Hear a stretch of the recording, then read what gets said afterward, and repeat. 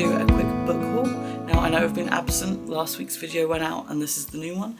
Right now it's probably about mid-May by the time this is released, and these are the books that I've bought at the beginning of May. So just to begin with, we're just going to go from top to bottom with the book my partner has bought me this month. Now some of you will be aware, and I'll link it in the bottom as well if you're interested in hearing more about it, of a classical book that she's box that she's put together of books. Yeah, and it's linked below. I've already read Little Women. It's got like Pride and Prejudice. I think it's got Frankenstein, and a few other kind of classic books. Not all in that category, but the kind of books that, some of the classic books that kind of set literature as what it is, along with some of her favourites that she grew up on. But this isn't within that category. This is kind of a sci-fi fantasy. This is Maximum Ride by James Patterson. Yep, James Patterson. Now this book she ordered for me when we went initially book shopping. So just to give you a quick summary of it.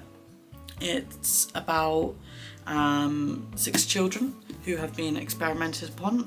They are part human, part bird, and I believe they have the ability to fly. Reading the cover and just the little things like these kids don't need broomsticks to fly, and prepare to launch, these pages fly, and basically they've got an evil enemy, kind of a wolf creature. I don't know if they're similar, part wolf, part human, or all wolf, but basically they're being hunted down, and they try to basically break out of the facility that they're kept in, where they've been experimented upon, and find the parents, lost associate or friend, and it's their adventure of basically surviving and going through that. Now this does remind me a little bit of a book that I did read, The Summoning by,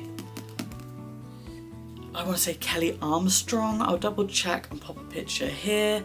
I read it in school. This sounds like a slightly more mature version because that was definitely like teens. My partner has told me that this is young adult. So yeah, I don't have many of these books right now. When we moved from England to Ireland, I did get rid of a lot, and I got rid of ones kind of like this, which is a shame. So I'm quite happy to start off kind of a new collection of things, like especially if I enjoy it, with this. So that's going to be fun. The next one, well the next two actually I bought because I thought they looked cool. This is The Night Circus by Erin Morgenstern. There you go. The Night Circus, and it's quite interesting reading the blurb. The circus arrives without warning, and behind basically the mundane circus. It sounds like it's fully human circus, like there's no animals or anything like that. It sounds like behind the scenes is actually like a fight for survival within. It's about 2 musicians who, like magicians, that are childhood friends, they're lovers, and they have to fight a deadly duel, and the outcome of this weighs on the survival of everyone else within the circus. I don't know if this is going to be like a fated love, a conquering, you know, I didn't grab this from the young adult section. I think I grabbed this from the general fiction, so it's going to be interesting to see exactly, do they take the heartbreak? Does one win? Does one not win? Or does it go down like the cliche, love wins? Who knows, but it kind of looked cool, so I'm going to give that a go. And then this one, bear with me while I try and pronounce this one, and the names inside it. So this one is Pacchino. I believe it's based on a game. There you go. And it's by Min Jin Lee, and it's about a girl called Sunja. She falls in love with someone from the Yakuza, becomes pregnant, discovers that he is actually married, and instead of being bought by her family selling her, I'm thinking just kind of how it's worded in the blurb, that she actually agrees to marry a minister who is travelling to Japan. And he's just travelling through the little fisher village she's from, to do that. So it kind of sounds like it's her life after that, navigating a strange country, as she put it. So I'm not sure exactly if she's from Japan or somewhere else, but I'm sure it will describe it as I go through. And the thing that really drew my attention was, it says at the bottom, spanning nearly 100 years of history, Pachinko is an unforgettable story of love, sacrifice, ambition and loyalty, told through 4 generations of one family. So I am quite interested to see if maybe it will focus on her parents, herself, her child and grandkids, or grandparents just to her kids. Definitely be interesting to see it. I don't know if it's based on the game or whatever it is, because it doesn't show anything there. It's very beautiful. And in the back it does have 2 little kids. So I am kind of hopeful about this.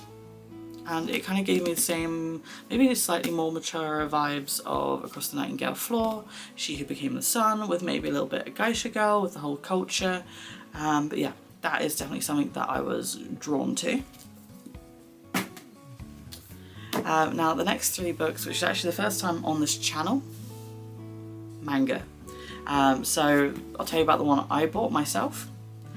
So me and my fiance have a similar interest in reading manga.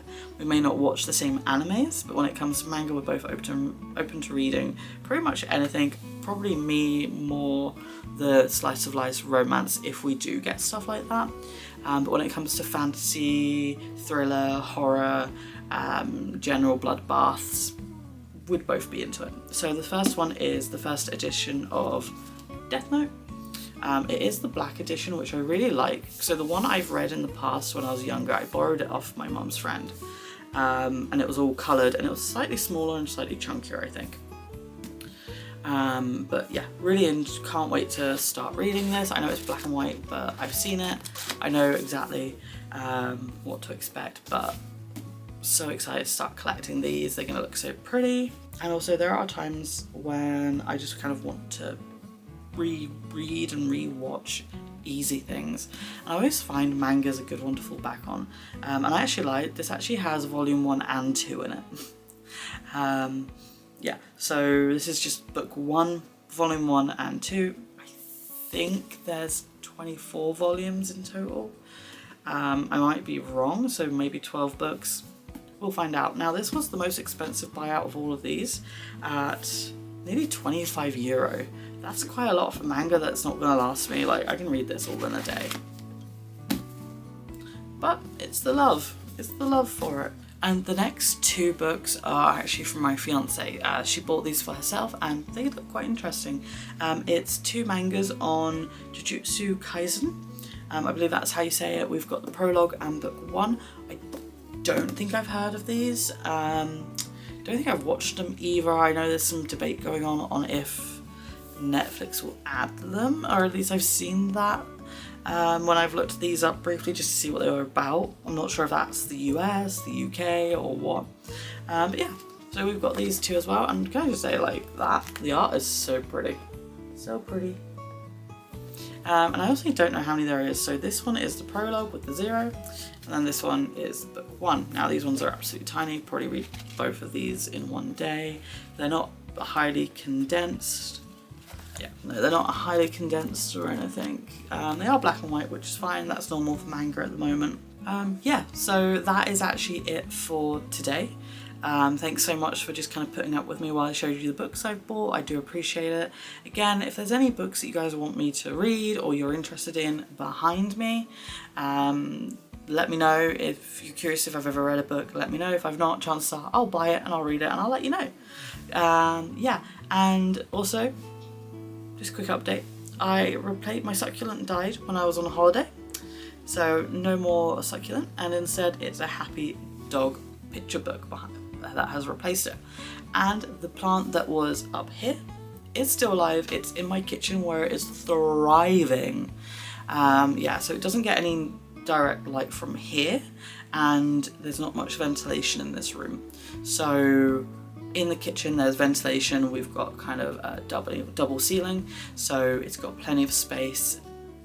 airflow straight next to the sink, so I remember to water it, and I'm keeping an eye on it, learning how it wants to grow. And it's also got direct light. I need to open the curtain so it has direct light for the next few days. But yeah, so plants in this room specifically don't go well. Yeah. So I'm not gonna have any plants behind me. I'll just decorate with silly things like the dog picture book. But thank you so much for, again, putting up with me. So happy reading, and I'll catch you guys later. Bye.